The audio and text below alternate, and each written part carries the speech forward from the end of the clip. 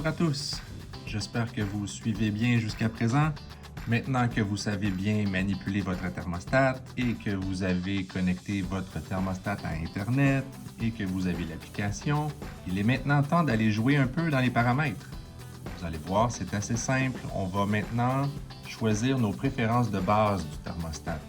Vous allez voir dans les 3 barres de menu, vous allez aller dans la roue dentelée en bas et vous allez descendre dans le menu qui va être écrit Préférences. On voit ici déjà des ajustements de base, de préférence de notre thermostat. Qu'il s'agit qu'il soit en Celsius ou en Fahrenheit, on n'a qu'à appuyer et à choisir Celsius ou Fahrenheit. On peut fermer cette icône et on peut aller choisir un autre qui nous dit température maximum ou minimum de chauffage qui peuvent être ajustés pour ne pas dépasser un certain point maximum ou minimum. Pareil pour l'air climatisé, on peut choisir de ne pas descendre plus bas que 20 par exemple. Donc ça nous permet d'ajuster des maximums et des minimums qu'on peut dire au thermostat.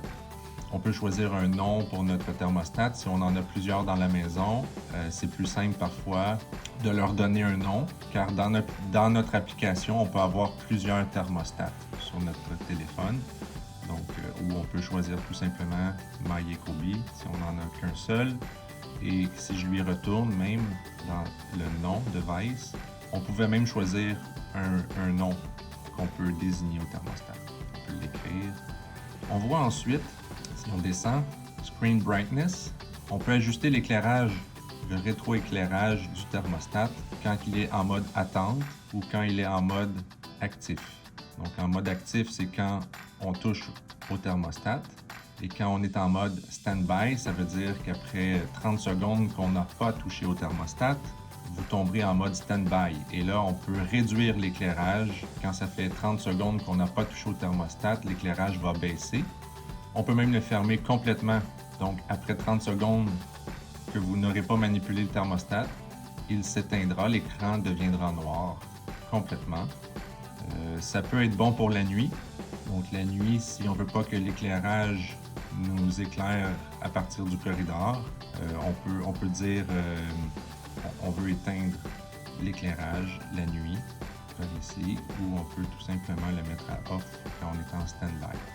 Puis on peut choisir le temps que le thermostat va compter avant d'être en mode stand-by. Donc ici 60, c'est 60 secondes que je ne manipule pas le thermostat et il tombera en mode inactif et l'écran pourrait s'éteindre ou baisser d'éclairage.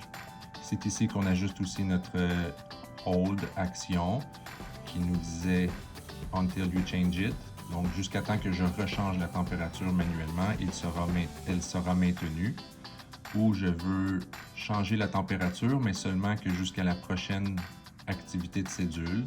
Donc ici, on a un choix qui nous permet de rester soit en mode holding ou en mode maintien, mais pour une certaine période de la journée, ou juste pour une période de 4 heures.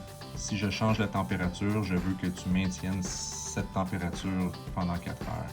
Donc, dans les préférences, on a, pour terminer, le Heating Smart Recovery ou le Cooling Smart Recovery. Ces deux icônes veulent dire que si on a une cédule pour la nuit, disons par exemple, le thermostat va commencer à préchauffer la maison avant d'arriver à l'heure établie de la cédule pour être confortable rendu à l'heure du départ de la cédule.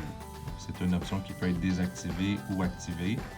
Le thermostat, en étant activé, veut juste rendre la maison à la température que vous avez demandée au début de la cédule, à l'heure précise de la cédule. Donc, il s'y prendra un peu d'avance pour déterminer la température désirée. Ceci n'était que les préférences. Nous verrons les autres réglages dans une autre vidéo.